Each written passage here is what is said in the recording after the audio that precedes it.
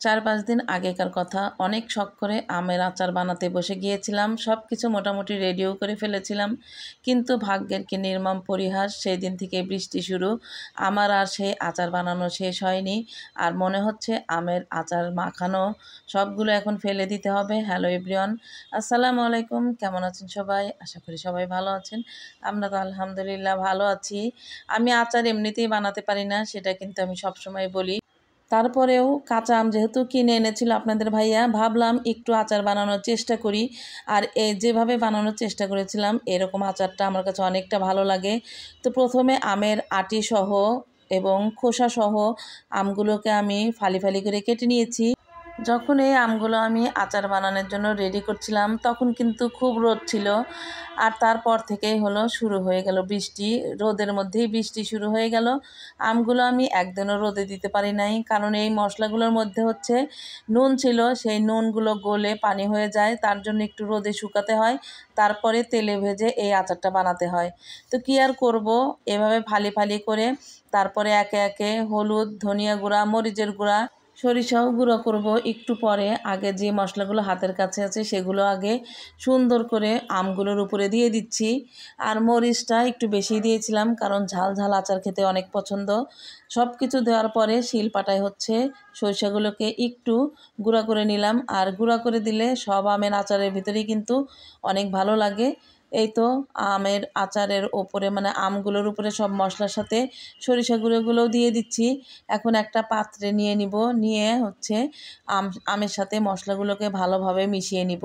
ততক্ষণেও কিন্তু আমি বুঝতে পারি নাই আমগুলো আমি রোদে শুকাতেই পারবো না, এমনিতেই সময় পায় না। তারপরেও আবার সেদিন একটু সময় পেলাম, এত কষ্ট করে আমগুলোকে সুন্দর করে সাইজ করে নিলাম, মশলা গুঁড়ো করে নিলাম। এগুলোর পিছনে কিন্তু অনেক সময় ব্যয় করতে হয়েছে। তারপরে রোদেও দিয়েছিলাম, কিন্তু বৃষ্টির পানি পড়েছিল। তারপরে এর মধ্যে ছিল লবণ, সেটা তো গলে পানি পানি হয়ে যায়। তো এই পানি পানিগুলোকেই একটু রোদে শুকিয়ে নিতে হয়। যাই হোক, যেভাবে আমি প্রসেসটা শুরু করেছিলাম সেটা তো আপনাদের সাথে একটু শেয়ার করছি। তারপরে একটা পাত্রে ঢেলে নিলাম। ততক্ষণে দেখতে পাচ্ছেন গুঁড়া মশলাগুলো কিন্তু শুকনো শুকনোই আছে। যখন আমি এই পাতিলের ভিতরে নিয়ে একটু ঝাঁকিয়ে নিব, তখনই কিন্তু লবণ, মশলা, আম সব একসাথে মিশে যাবে। তারপরে পানি বের হয়। এই জন্যই রোদে দিতে হয়। তো যাই হোক, আমার কপাল মন্দ, আমের আচার বানাতে পারি না। অনেক কষ্ট করে আমের আচার বানাতে গেছিলাম, সেটাও হলো না। জানি না কয়দিন আর বৃষ্টি থাকবে। আর এরকম বৃষ্টি থাকলে আমের এই মশলা মাখানো সব কিছু ফেলে দিতে হবে, কিছুই করার নাই। আরও কাঁচা আম আছে, এই 2 দিনে হয়তো সেগুলো আবার পেকে যাবে। তো যাই হোক, এবার বোধহয় আমার আর আমের আচার বানানো হবে না। কারা কারা আমের আচার বানাইছেন আমার জন্য প্লিজ এক বয়াম আমের আচার পাঠিয়ে দিন। মনটা খুবই খারাপ যে এত কষ্ট করে আমের আচার বানাতে গেলাম আর আচারটাই বানানো হলো না।